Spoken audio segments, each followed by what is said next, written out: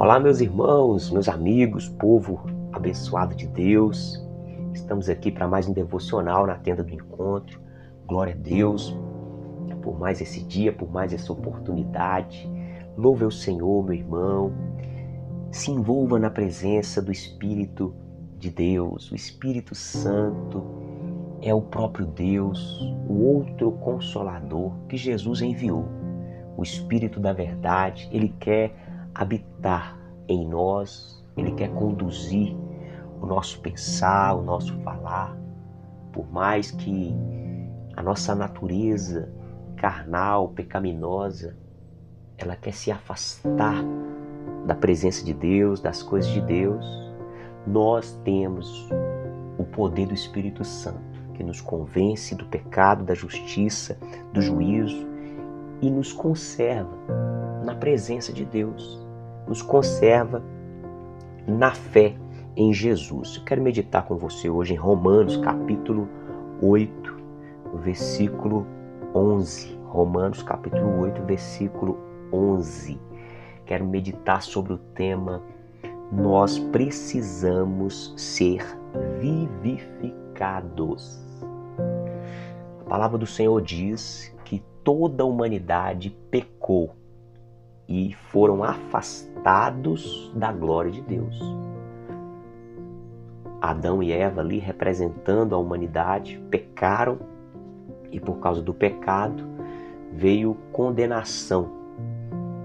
E essa condenação é justamente o que proporciona a morte, que proporciona aí doenças, todas essas mazelas que acontecem na vida do ser humano é consequência do pecado, consequência desse ambiente de morte que o ser humano entrou.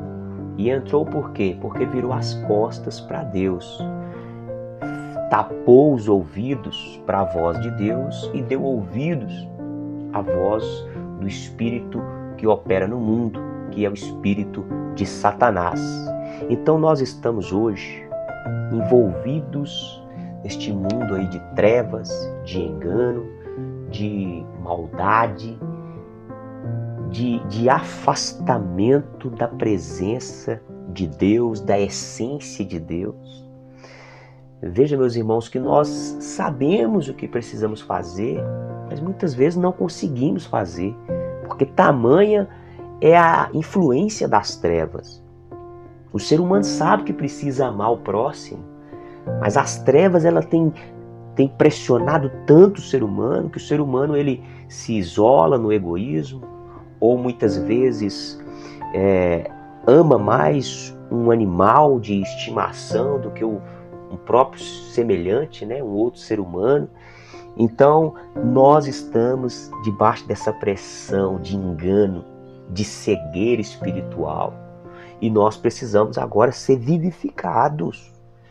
Nós precisamos de uma força maior operando dentro de nós, para que nós venhamos romper com essas barreiras das trevas. Pega essa palavra no seu coração, meu irmão. Meu irmão e minha irmã, pega essa palavra no seu coração. Eu e você, toda a humanidade, nós precisamos de um poder superior dentro de nós, operando, agindo dentro de nós, para que esse poder, essa força venha romper, venha dissipar com as forças das trevas, com a influência das trevas, com os enganos das trevas. Por que a pessoa é dominada por um vício? Por que a pessoa ela é dominada por uma maldade, por um ódio, por um rancor? Por que a pessoa ela entra no estilo de vida de imoralidade? A pessoa ela entrega o seu corpo a várias pessoas, ela se envolve naquela nojeira de imoralidade. Por que a pessoa ela se envolve com espíritos, né? Espíritos ali que faz a pessoa comer uma carne crua, beber um sangue de animal. Você vê que não tem um ponto racional de inteligência em certos tipos de comportamento que o ser humano acaba fazendo. E isso tudo é o quê? A pessoa que está completamente rendida às forças das trevas, do engano do espírito do mundo. Por isso que a palavra do Senhor diz aqui em Romanos 8, versículo 11, se em vocês habita o Espírito, olha aí, dentro de nós precisa habitar um Espírito. Agora, que Espírito que é? Não é o Espírito do mundo. Qual Espírito? O Espírito daquele que ressuscitou Jesus dentre os mortos. Olha que força poderosa, olha que poder, olha que unção. Espírito que ressuscitou Jesus dentre os mortos. Esse mesmo que ressuscitou Jesus Cristo dentre os mortos, vivificará também o corpo mortal de vocês, por meio do seu Espírito que habita em vocês. É claro que essa também é uma palavra profética. Ela tem a ver aqui com a escatologia de coisas futuras, porque nós receberemos um corpo glorificado quando Jesus voltar. O nosso corpo, ainda que ele tenha se desfeito, ele tenha se tornado pó, quando Jesus voltar, nós receberemos um corpo glorificado, um corpo eterno, um corpo incorruptível. Agora, irmãos, nós estamos aqui nessa caminhada, nós estamos passando por este mundo. E quando a gente olha para Jesus, por que Jesus fez o que fez, por que Jesus agia do jeito que agia, por que Jesus se comportava daquela forma, por que Jesus tinha aqueles sentimentos de compaixão, por que Jesus era tão humilde, por que Jesus era tão manso, por que Jesus tinha ali tanta sabedoria, por que Jesus não tinha medo de nenhum tipo de situação.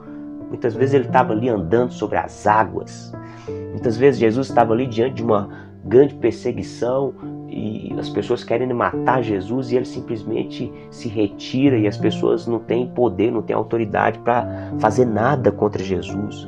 Até mesmo os soldados ali, quando foram prender Jesus, e eles perguntaram ali no jardim de Getsemane, quem é Jesus? E Jesus então fala, eu sou.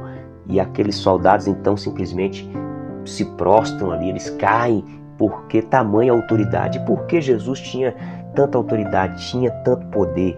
Porque justamente Jesus tinha a plenitude do poder do Espírito Santo operando naquele corpo. Então é o Espírito de Deus, meu irmão, que nós precisamos estar buscando.